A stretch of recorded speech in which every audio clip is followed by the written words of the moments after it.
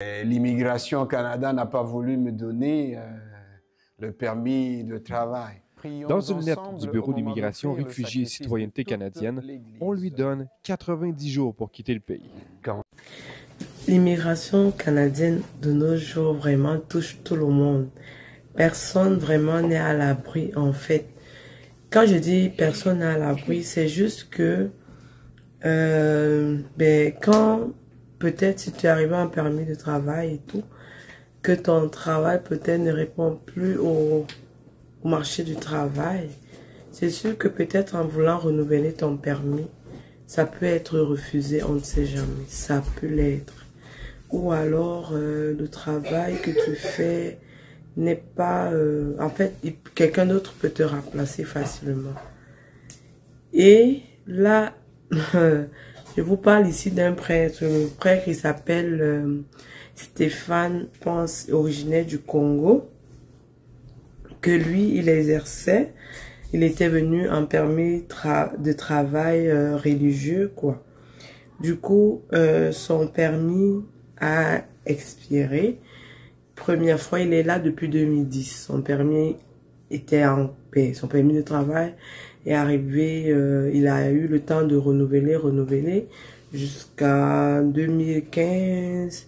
Et à date jusqu'aujourd'hui, il a voulu encore renouveler. Là, c'est un refus catégorique de quitter immédiatement le territoire canadien. Ok, il y a les fidèles qui sont en train de faire comme une pétition pour qu'il ne parte pas. Le diacre de sa paroisse est dévasté, il dit qu'il va le remplacer, il n'y a personne pour le remplacer. Les fidèles sont sans voix. Puis il y a un avocat qui a quand même dit que à stade où on a dit, n'est-ce pas, de quitter le territoire immédiatement, c'est difficile quand même qu'il y ait un recours. Et aussi, vous savez, quand tu demandes de renouveler et tout, quand tu viens au Canada, on te demande toujours, n'est-ce pas, la confirmation que tu vas retourner les preuves et tout ce qui te rattache à ton pays et que le moment venu, tu pourras partir. Le prêtre, il dit, il a passé une nuit blanche, il était dévasté par la nouvelle. Mais c'était pas pour lui qu'il était abattu, mais pour sa paroisse, ses fidèles. C'est sûr que ça fait beaucoup d'années, hein, 2010 et à 2025. C'est toute une vie. Fait que voilà, il est buté à ça. Mais l'avocat dit, au niveau juridique de l'immigration, le dossier est fermé, n'est-ce pas? Donc c'est un refus. Il dit personnellement, j'irai plus mettre la pression au député fédéral afin qu'il fasse des représentations en coulisses à l'immigration Canada pour demander soit la réouverture du dossier, soit l'émission d'un permis de séjour temporaire lié à un permis de travail qui permettrait aux requérants de rester au Canada pendant encore une année ou deux, indique l'avocat. Ça, c'est sa proposition. Et il ajoute encore que il remplace, le prêtre qu'il est remplaçable. Et c'est un motif, n'est-ce pas, qui pourrait être utilisé comme un motif d'ordre humanitaire. Donc, il pourrait amener ce prêtre vraiment à demeurer encore au Canada pour un certain nombre d'années. Dans l'immigration actuellement, personne n'a à l'abri. Il faut rester seulement en règle, faire les choses comme il se doit, respecter les conditions de son statut, les termes et tout. Et vraiment, tout ira. Seigneur, prends ce vin. Le père Stéphane est prêtre dans le nord de l'Ontario depuis 2010. Ton sang. Dans cette résidence pour aînés d'Iroquois Falls, il annonce à ses paroissiens qu'il devra bientôt partir. L'immigration au Canada n'a pas voulu me donner le permis de travail.